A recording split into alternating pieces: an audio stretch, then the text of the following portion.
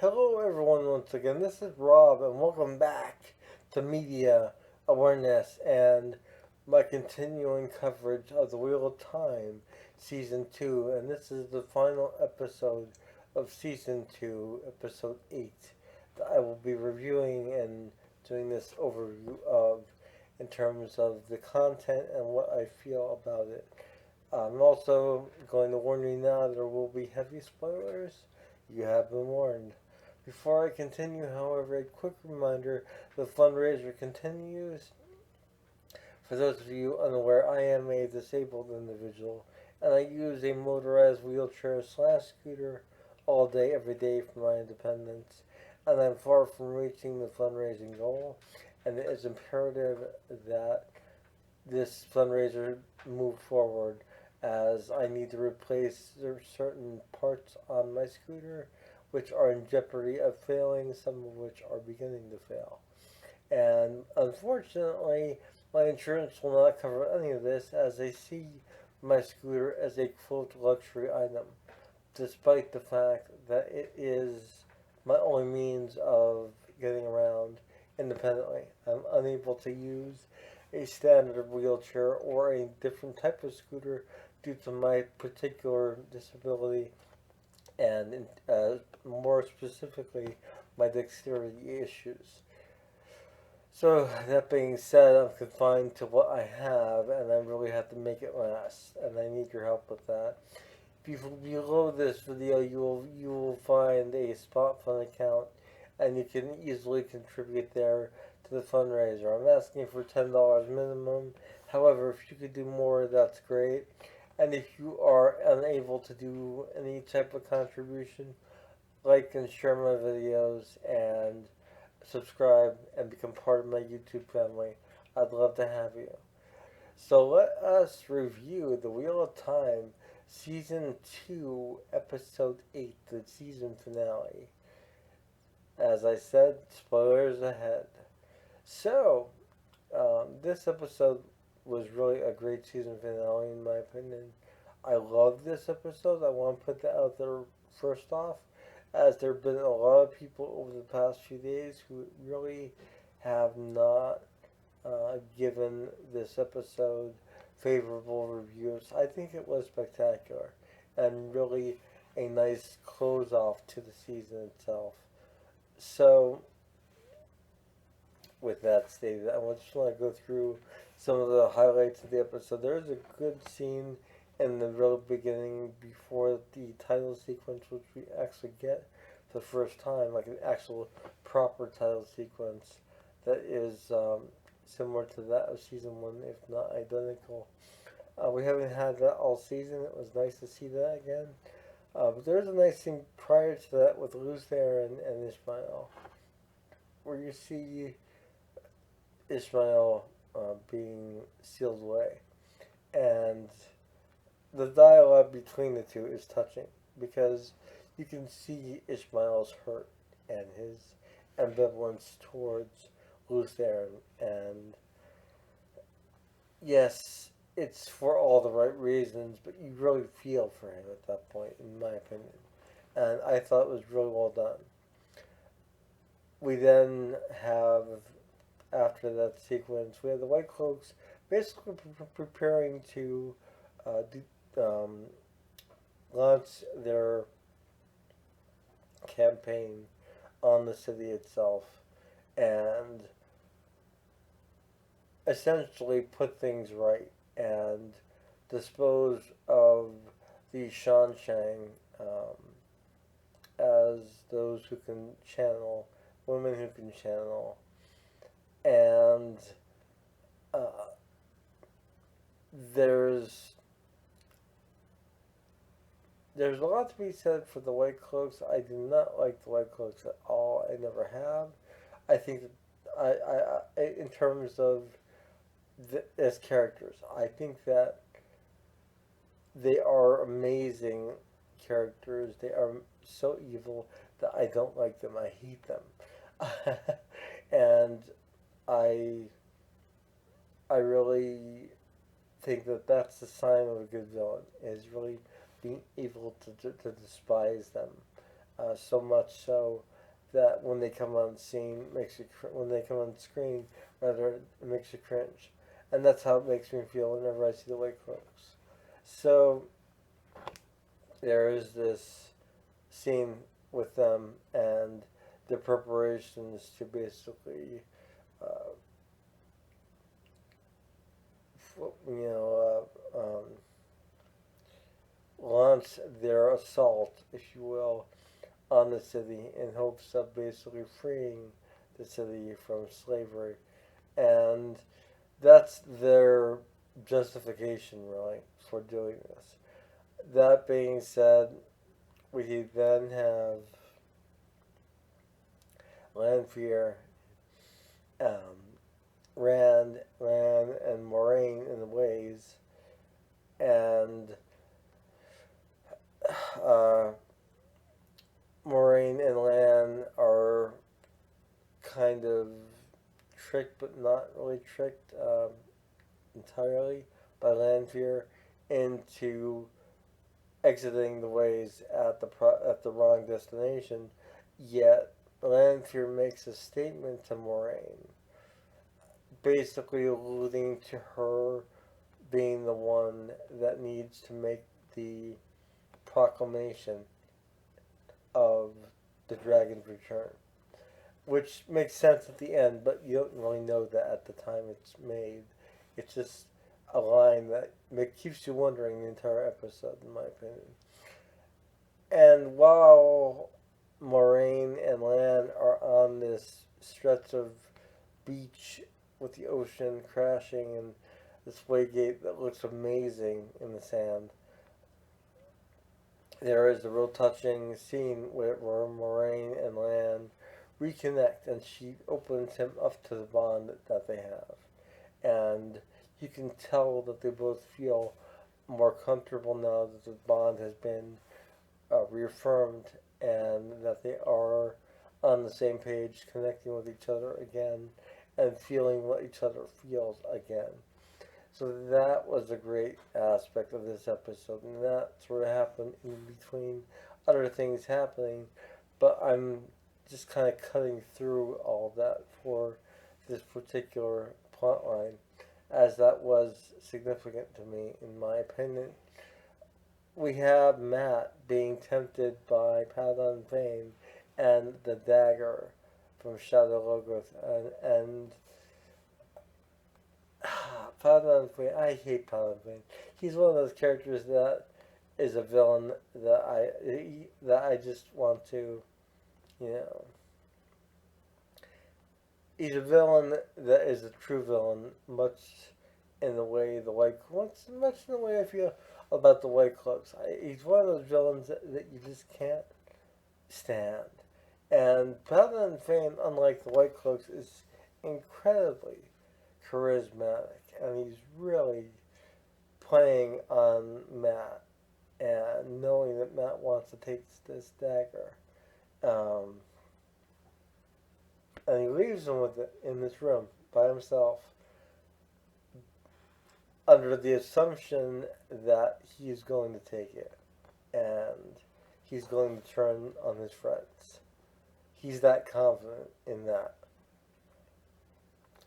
Now, just prior to that, you have a scene with Lanfear and Ishmael, where Lanfear tells Ishmael that she brought Rand there to this particular location, and Ishmael is not happy with it, saying it's too soon, and Lanfear is basically retorting that if you had your way, you'd wait more lifetimes than necessary. It needs to happen now. But also, Lanfear had this exchange with Rand in the ways, and it was a touching exchange. And you get the sense that she truly loves Rand. And she loves Lutharen, but she loves all aspects of who Rand is. And his innocence at his age, I think, is something that appeals to her as well. And it's played very well in that scene. and throughout the series itself, when she was formerly Salim, and basically almost seducing him to some degree um, earlier this season. But I really like the way this plays out with those two, and then when we see this confrontation, if you will, with Ishmael and Lanfear, it makes it even more of a high stakes confrontation because Ishmael's not happy with Lanfear and what she has basically done to his plans, if you will. So there is that. Then Mat does end up escaping, um, and he does so in a really uh, unique and Mat-like way. If Mat was ever the way he was in the books, and this is one time I will reference the books, it is his escape from this room. He is so Mat with this scene and subsequent scenes as well. He really is just amazing. And the way that he uses the dagger without touching it and disposes of those out in the hallway after he does escape. It's just brilliant. It's very Mat, and it works perfectly in my opinion. Uh, as the city is being overrun by white cloaks, and prior to that, actually, we see Perrin and his Aiel companions, along with Avienda, and his wolf friend Hopper, um, heading towards the city as well. And Hopper is told to stay behind, and Perrin heads off with the girls towards the city itself. And once they are actually in the city and Perrin sees and runs into Mat after Mat escapes, there's sort of this brief reunion and really nice moment that occurs between them. And then, of course, we have um, Egwene and her handler, basically, in charge of her um, on this tower, uh, being commanded to attack on behalf of Shanshe. And she initially obeys, but then she turns her power on her own and uh, basically obliterates everyone that was on the tower with the exception of her handler. And she grabs one of the neck devices that restrains them and controls them basically. And she slaps it on her handler. And when she does, her handler sort of scoffs and says, this only works on women that could channel. And Egwene retorts saying, yeah, I know, and I know you can. And she uses it against her and uses it to get herself set free and does not let up at all. And it is a magnificent moment in this particular episode. We have Mat running to and fro, trying to get the Horn of Valere to Mat, not to Mat, to Rand, and he is doing his damnedest to get the horn to Rand, and he is faced with a lineup of soldiers on this bridge of sorts. While this is going on, Elaine is hurt on her way to the tower with Nynaeve, and Nynaeve cannot heal her to save her life. She's trying. She's trying to focus, but we know from prior experience that Nynaeve cannot channel unless it's something that she feels in an extreme way, and she cannot do it. So she wants to get Elaine to Egwene so that Egwene could possibly help. And in the midst of this going on, we have Perrin attacking White Cloaks left and right, and one of the main White Cloaks in charge attacks Perrin. A bad idea, especially given what we know about Perrin and his connection with the wolves. And that leads to Hopper basically coming out of nowhere and attacking this guy. Hopper is then unfortunately disposed of, and I cried. I'm about to cry again. I love Hopper, and it was just a moment that really was touching. I, I really, I have a strong connection with animals. I really do. I've always had a strong connection to animals. I am really tight with my dog, who is really old at this point, and seeing this happen, just really made me tear up, and just talking about it now is causing me to tear up. But um, I'm okay. It's all good. So Hopper does die, yet his spirit just kind of ascends, and we know that his spirit is not free to join his love in the afterlife. And um, Perrin flips out and just starts attacking left and right, and really lets loose, and it's intense. And while all of this is going on, Rand uh, ends up facing Lews Therin. Not Lews Therin, I'm sorry. Ishmael. Rand is Lews Therin. I'm sorry, there's a lot to cover here.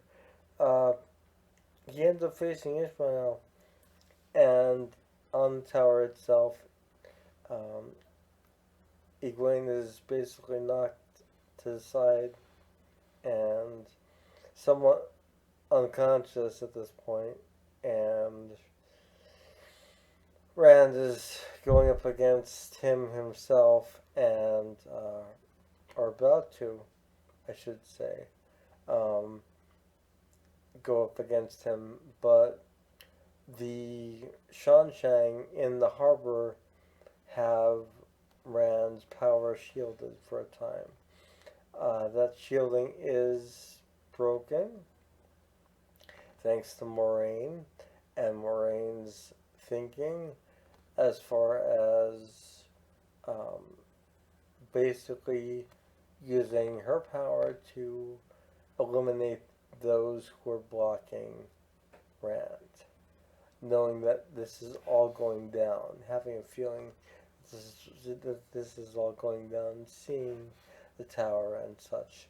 So she gets the impression that the time is now, and she does so. And as she's doing this, we have Rand and Egwene on the tower. Egwene is down for the count. Rand is facing off against Ishmael himself initially, but he's really not in touch with his power quite yet the way he should be. Uh, So Ishmael does have the upper hand even after the defenses are lowered. On his way to the tower, Matt blows the horn of Valair and summons um, the warriors of old, and they very effectively deal with the opposing army in these fast-paced matrix-style movements that really uh, show off the one power um, and how their uh, spiritual reality form is being utilized to their advantage in terms of movement and carrying out their task.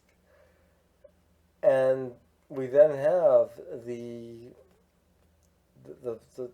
five main characters of Rand, Egwene, Nynaeve, Perrin, and Mat with Ishmael, and they're also there with Elaine. And there's a nice little moment where Elaine is using her power to heal Rand, and Rand just kind of looks at her, and there's this sort of chemistry that is exchanged in a really sweet, flirtatious, yet just kind of casual moment, which I really liked a lot because I like the character of Elaine a lot as well. But that's touching for me, at least in my humble opinion. And they basically all, at that point, face off. We have uh, Egwene using her power against, Ishmael rather effectively, but she's being beaten down. Rand was being healed at that point, but she's holding off Ishmael, and they all sort of band together at that point, and uh, Rand is able to get his final blow in against Ishmael, um, plunging his sword through him, and it's a touching moment. It's very triumphant yet touching, and this is something that is felt, and it's felt rather profoundly, and um, Moraine, knowing what just happened, throws up the signal of the dragon, and it is just this incredible visual of this flaming dragon soaring up over the tower and triumphantly growling and letting out fire and just really just showing off the power that is there and is um, basically it's something that Rand can learn to use, and he will in time. Yet it's something that he did use to the best of his ability in this episode, in my opinion, as far as Rand in this iteration of the Wheel of Time. So, after that, and triumphant cheering, etc. They've seen the dragon return. Um, it's been proclaimed, and we have Lanfear walking really sassily down this hall, and you could tell that she's proud and she's happy.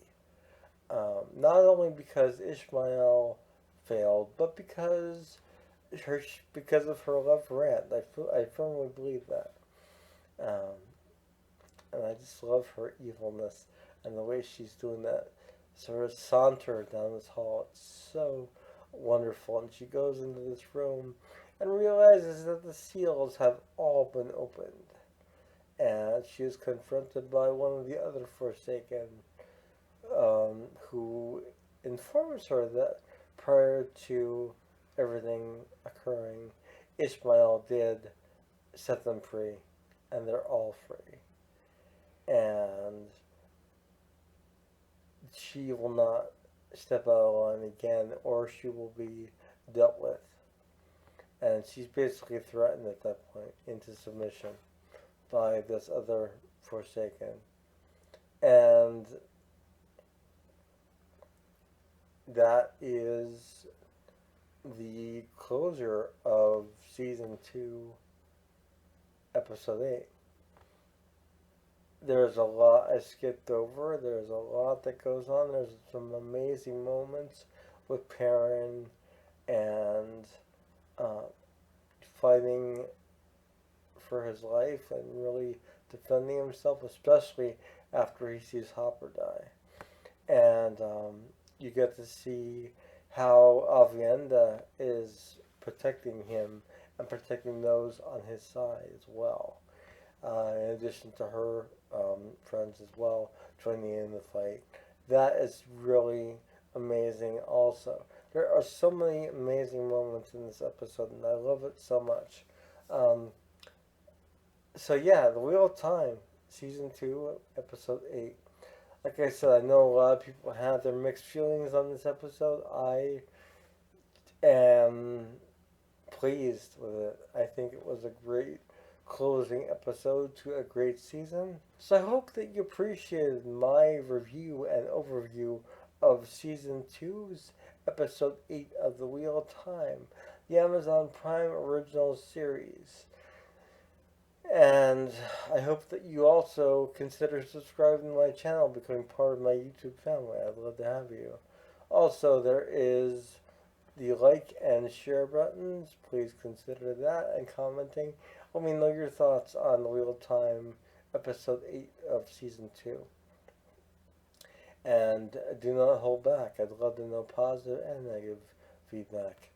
Um, as I said, I am a fan of the books, but I am also a fan of the show. And I really feel strongly about this episode. So, yeah, there you have it. I will see you all again soon. Don't forget the fundraiser is linked below. Donate your $10 today and it can go a long way. If you can do more, that's great. But as I said, $10 minimum. It all adds up over time and it really helps out. I will see you all soon. Have a wonderful morning, noon, or night, wherever you are. Take care. Bye.